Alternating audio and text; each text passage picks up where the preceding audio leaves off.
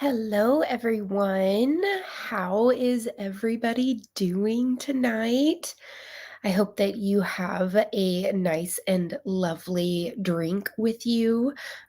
We are doing this book club an hour later than normal because my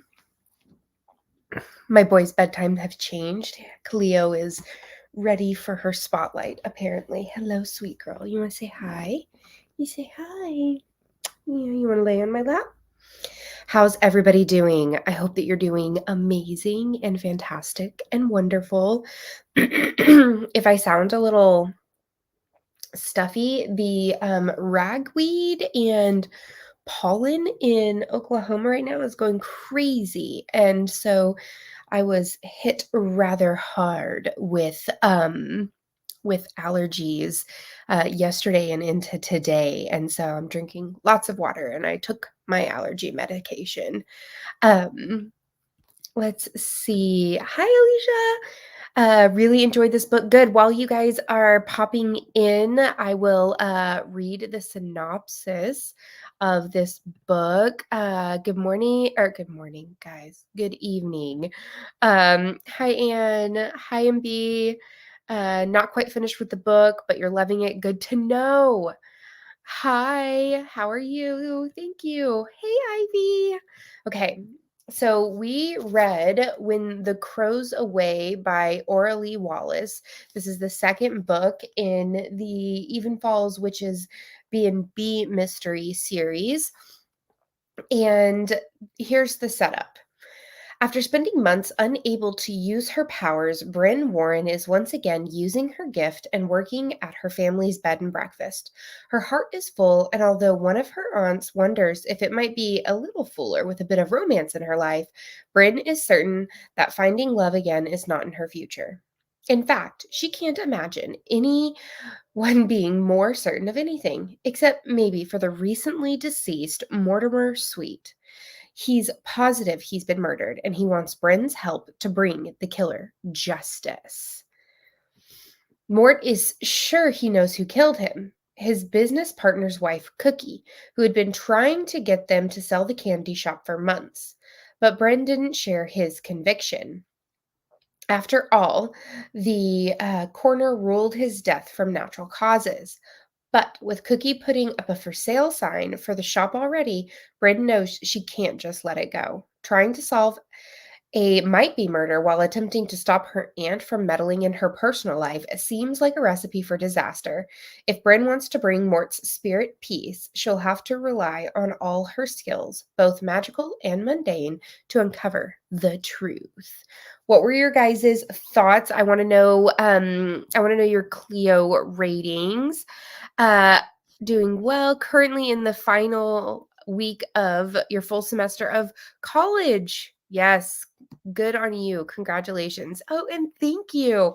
Yeah, for those that are not a signed up for my newsletter, I am getting my release date soon, and then that means that I'm going to be getting some e-arcs of my book. And so on my website, I put a little sign up for if you would like to get a chance to win an advanced reader copy of Death on Deck. So if you guys haven't headed over there, you can go and do so.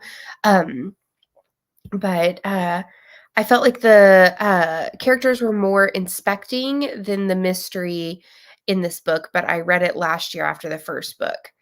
Uh, Yay, yes, please. Okay, yeah, I want to know your Clio ratings as she tries to lay on the book itself.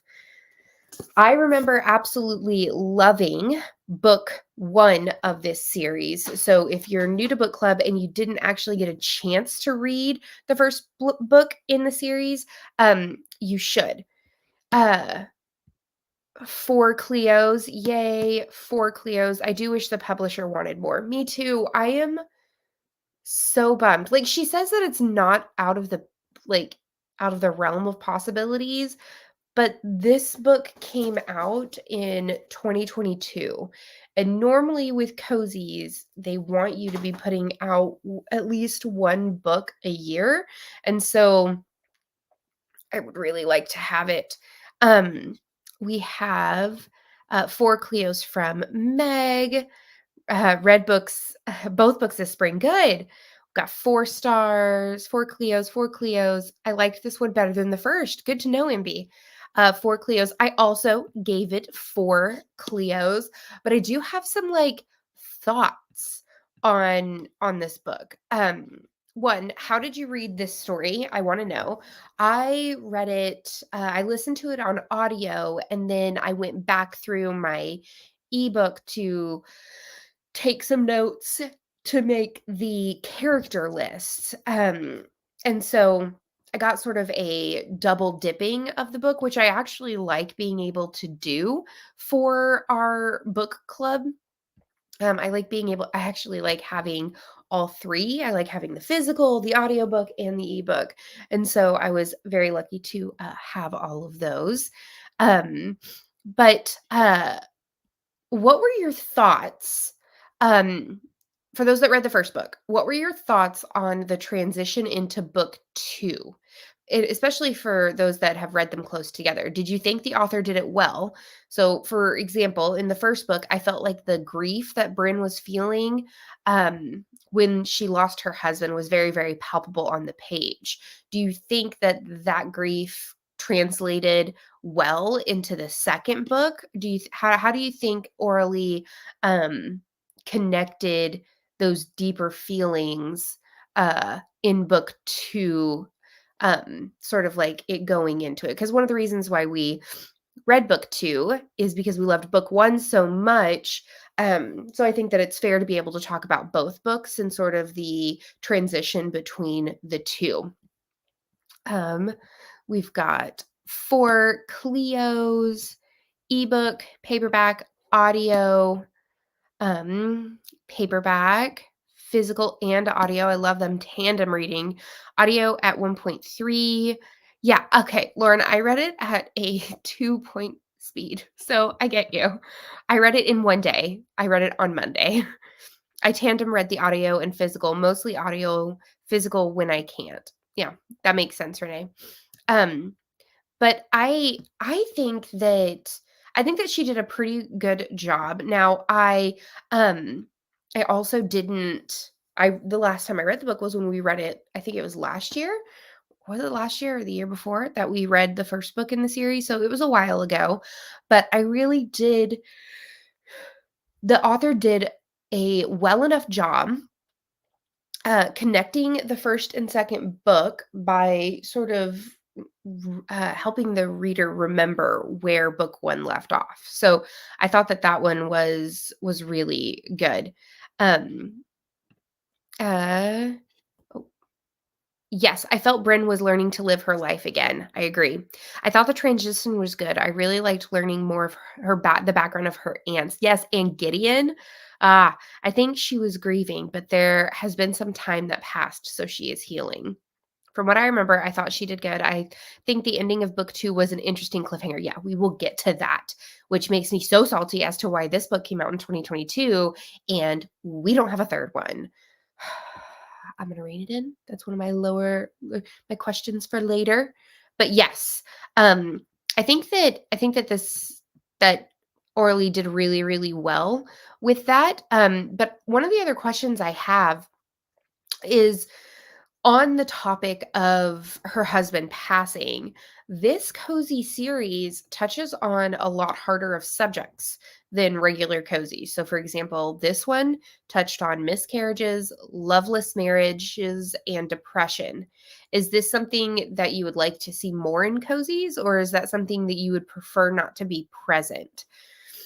For me personally, I it made the characters feel more real to me.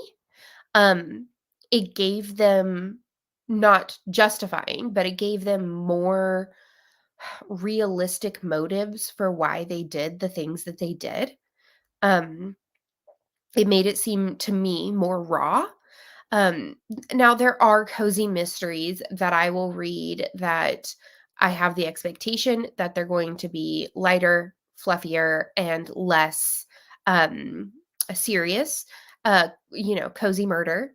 Um, but for this series, since she started book 1 with such heavy topics, I don't think that it threw me off as much um for book 2, and I felt like I grew with Bren, and I grew to love the ants even more knowing their past and Uncle Gideon's past when it came to love.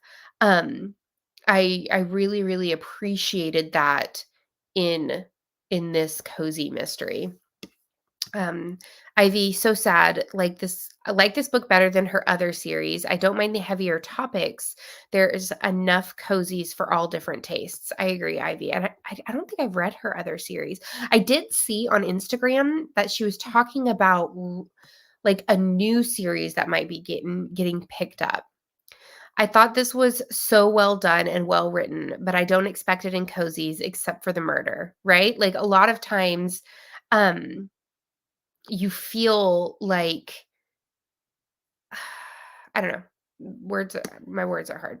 I like cozies because you know everything will be wrapped up in the end, so I'm okay with real life issues and them. I think the heavier topics enrich the characters and the reading experience. I agree, Anne. I think most topics are open to use as long as the approach is done in a certain way, but it's not needed for every series. Like you said, having a good foundation in the first book helped, very much so. Topics are not necessarily wanted, but given the right writing and circumstances, it's perfectly a-okay. Everything in balance and moderation, and how it's written. And I think that so like I like the way you said that, Renee. So how do you think that Auralee did it well? Um, I personally think that she did because I was able to see the picture she was painting when it came to Cookie and Les's marriage. And I was able to see the way that, you know, Bryn hurt, but was still trying to grow. And I really think that, especially when it came to figuring out the suspects and the whodunit of who killed Mortimer and why, um, like, there was a lot of there were a lot of different suspects that I had on my brain. So, I think that she did it so well that it made a lot of people within the book seem more plausible as having committed the crime than what normally would have been believable. Like, I actually did not guess the who done it. So let me know. Did you guess the who done it? Because I did not at all. Um, I was just as shocked and awed as as you should be, I guess. Um, so yeah, with the mystery, Mort is the co-owner of the candy shop, and he has been killed via chocolate, which is supposed to be something that he's not supposed to have because he is a diabetic, and he would never go against that. What were your thoughts on this method of death by poison? And who did you think was the best suspect for Mort's death? And were you right? So if I open up the image of the character lists that I made, um we have that I so the ones that I wrote down that were a suspect. I thought when I was reading it, I thought that um I thought that Angela Sweet was a suspect at one point. Cookie Sweet. I thought that what was his name? I know I put it in here. Uh the very, very handsome man. Um where are you? Elias. Um I also thought that he was a suspect. And I also suspected Frederick Naff at one point as well, the person who is childhood friends of Les and Mort and who wanted to be a part of that whole entire um series, like, or the whole entire, like, candy shop process and all of that, um, I was absolutely, shocked. MB, I was shocked. No, but I rarely do guess it. I thought the neighbor with the garden was suspicious, but there was no motive. I did not guess the murder.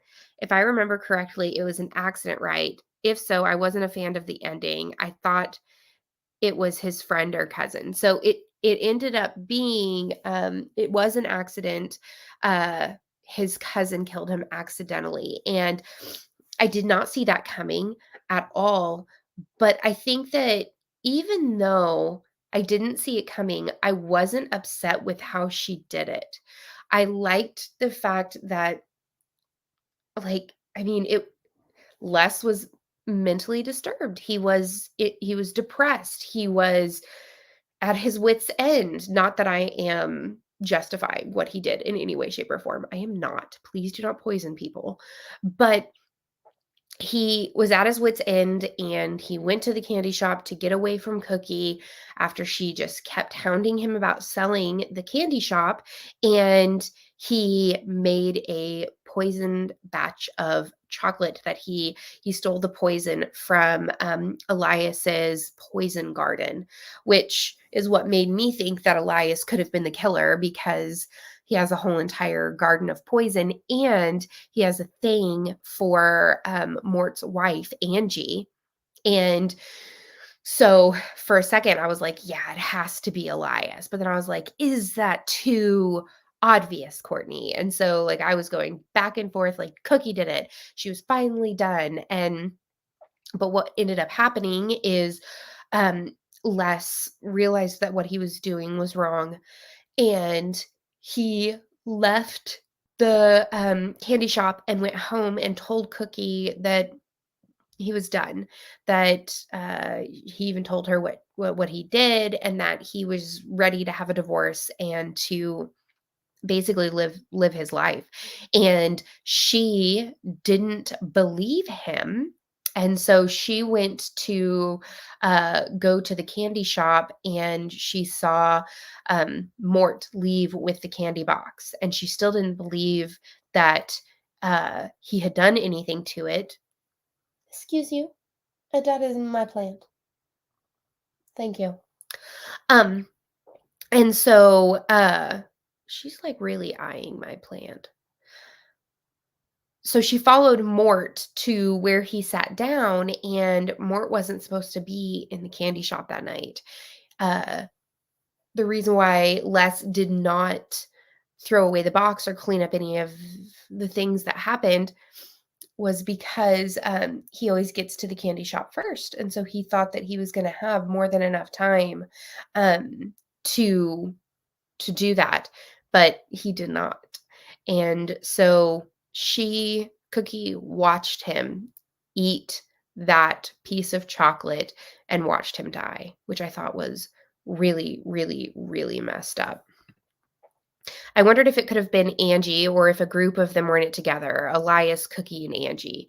Yes, but then whenever, Bryn met with Theo, at the library, and she started talking to her about, like, how Angie and Mortimer fell in love.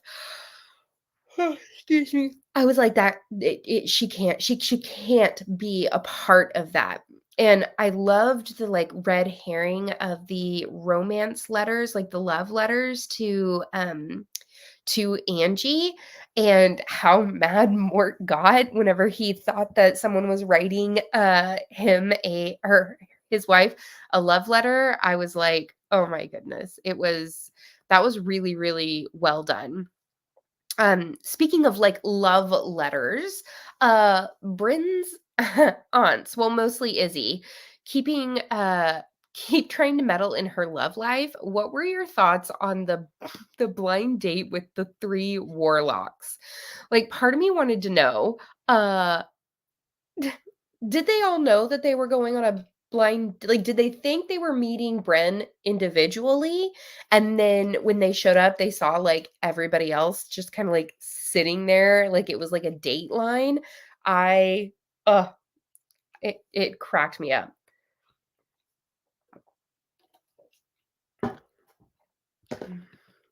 The letters were so sweet. They were like little teenage Morty. I was wondering if the garden club was a bit of a setup for book 3. Something more was going to happen there. Yeah, like I would love to see Auralee's like notes on like how she wants the series to go. I wish we could have seen the brunch, right? Like I wanted another scene with it. Cuz I was cracking up. I thought it was absolutely hilarious. Um, so speaking of magic with those warlocks, what about Nixie? So we met Nixie in the first book, and she was she's a shop worker and she's obsessed with witches, even though her family is a set of like witch hunters. Like that's what they have in their blood, even though they don't actively do it anymore, from what I gathered. Um, when she was able to get that feather floating, like what does that mean for the Warren ladies? What does it mean for like Nixie herself? I thought that it was so well done. Like she just like how many times have you tried it? 10 times? More. 100 times? More. A thousand times? Well, I was like, she was so persistent and just like, she seems like a precious human. And I really wanted to see Nixie become sort of a like protege under the aunts or like an honorary Warren lady. Like I really want to see more of her. It was funny. It sounded like older aunt matchmaker. Yes. I love Nixie. If she had her own series or spinoff, I would read it. 1,000,000% I would read that. I'm sad that we won't get to know more about Nixie. Me too. Maybe if all of us just like message Orly and or the publisher and say, "Hey, we need a book 3." Maybe they'll do it. Maybe. Um so, okay, so you had said earlier that you were suspicious of the neighbor, okay? So I have a question about the neighbor. So are you I said, "Are you as suspicious of Mr. Henderson, the neighbor, as I am?" When we found out that Izzy's spell did not work, like what does that mean? Or like what does that mean for all the magic? Like either Izzy's powers are dwindling or is there something special about Mr. Henderson that made it to where, um, I don't know. Like, is he a witch hunter? Like, but he seems like such a precious human being and very, very innocent. Like, I kind of want to he's like a teddy bear to me. Um, so, but when he mumbled under his breath, like he didn't want to see the eyes again of Izzy because her eyes like lit up whenever she tried to manipulate his memory. I'm so sorry, guys. I've been up since 5. Focus, Courtney. What were your guys' thoughts on that? Because I immediately like perked up as I was listening and I was like, I need to know more. I need to know more. Um, it would be interesting, especially if her family are witch hunters, right? Yes, we should start a petition. MB, there's something special about Mr. Henderson. That's how I feel. Like I feel as though there is something about him that like something had to have happened. Something had to have stopped her magic, but like now I want to know what because I don't know if you guys were picking up on that, but there were multiple times where the magic sort of went kind of haywire. And Mr. Henderson was also in the greenhouse when Nora's magic went haywire as well. Okay, my last question. Well, not last question, but last but certainly not least. How about that cliffhanger at the end? When Bryn passes out after getting too close to Nick, Nixie's brother, what are your thoughts on that whole entire fiasco? Because she had learned that her uncle actually, like, his magic made him fall and trip over things when he met the love of his life, and so when like, he stayed at the B&B and she had no idea. She didn't get to see him. Like, she felt all of the different, like, something was off. She picked up a different vibe, like, the whole entire time, and I'm sitting there and I'm like, "Oh, I need to know, I need to know." And then whenever Izzy's like, "Yeah, I wanna set," like, she was even thinking about setting up Bren with him, and then at the end, she's going to try and give him a piece of her mind, and she's trying to go across the street to talk to this man about messing with her magic, and her legs keep buckling underneath her. And finally, Nixie comes up and she starts talking to Bren about magic. And then she finally is like, "Who's that man over there?" And she goes, "Ugh, my brother Nick." And she brought him over. And it was just like, it was so well done. Like, I loved that so much. Um, I so want to meet Nick. He might have witch hunter blood in him. It makes sense because others in town belong to both groups. Yeah.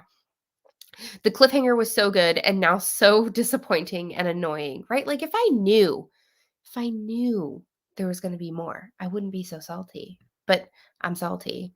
Romance subplot, love interest for book 3, right? The scene when she can't see his face, right? Like, it's like a shadow, and then this was in the way, and then this. It was so well done, because, like, I was like, as though I was in the book, moving around, trying to see his face myself. And I thought it was very, very well done. Did you guys have any, like, standout moments or scenes that made you go, "Wow," or "Oh, no?" Because I wanna know. I think that, um, I really loved, like, learning uh about, like, Nora and Izzy and Gideon's, like, first loves. Um, I thought that that was really, really well done, and being able to get to know the characters a little bit more in a way that makes sense and is not so info dumpy. I really, really liked that. The backstory with her aunt was sad and touching. It was, like, when Izzy didn't tell her fiance that she was a witch, and then he came in to see her doing magic, and then it just sort of trickled away from there. And then when he asked her to wipe his memory, my heart just, like, broke for her. And the fact that someone had the gall to be unkind to Nora. Now, granted, I know that they were, like, tweens, and, like, teenagers are very difficult. I taught them, I know, but there should have been more kindness. Even though there's only 2 books in this series, would you recommend this series to others? I would like to know. I would 100% recommend it to others, with the caveat of letting them know that there aren't any more. There's another series that I absolutely love.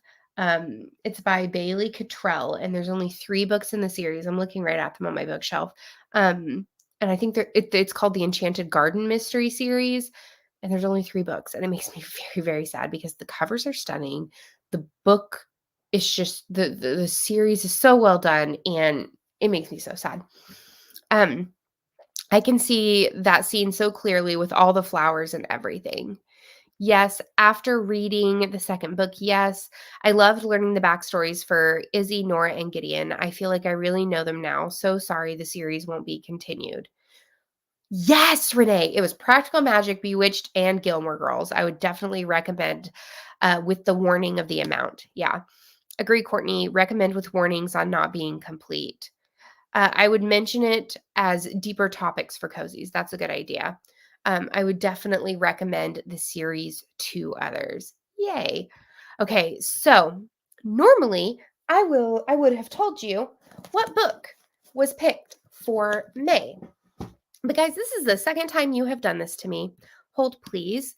Let's share my screen, my entire screen. Okay. So, if you will see, we have a flippin' tie again. There is a tie between meow if it's murder and left fur dead. So we have a tie again. This is only the second time ever that we've had a tie. And this is the second time this year that we've had a tie.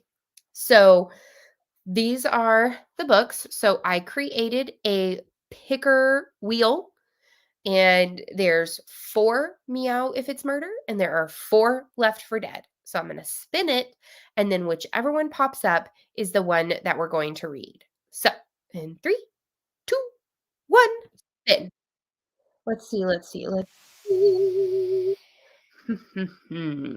They're all on my TBR, so yay! So, the book club pick for May is Meow If It's Murder.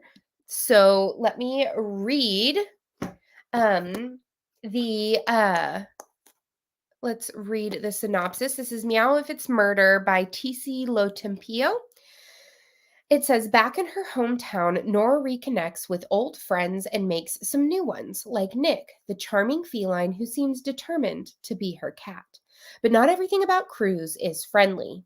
Writing for a local online magazine, Nora investigates the curious death of socialite Lola Granger. Though it was deemed an accident, Nora suspects foul play. And it seems that her cat does too. Apparently, Nick used to belong to a PI who disappeared while investigating Lola Granger's death. The coincidence is spooky, but not as spooky as the clues Nick spells out for her with Scrabble letters. Clues that lead her down an interestingly dangerous path. Whether fate put her on this case or not, solving it will take all of Nora's wits and maybe a few of Nick's 9 lives. Bum, bum, bum. So that is the one that will be chosen for May. I chose Left for Dead because it's an animal outside of cats and dogs, though I love them all. Would have been happy with any animal though, right? But it was so close. It was 29, 35, 35. Like these, like that is just amazing. Like just to have it so close to each other.